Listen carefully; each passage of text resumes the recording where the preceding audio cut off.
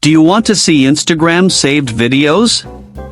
You can check saved video on Instagram with just a few simple steps. Before we begin, please like this video and subscribe to our channel for more tutorials and tips. I've also included some helpful tools and apps in the description, so be sure to check them out. To see Instagram saved videos. First, open the Instagram app on your mobile device. Once you are on Instagram, tap on your profile picture in the bottom right corner of the screen. Now, at the top right of the profile page, tap on the 3 horizontal line menu.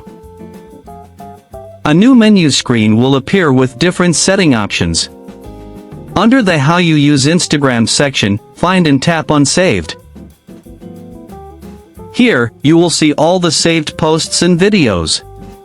To view all saved videos, tap on Saved Reels. If the Reels option is not available, tap on All Posts. Scroll through the list to find the saved video. You can view, like, comment, or remove it from the saved list.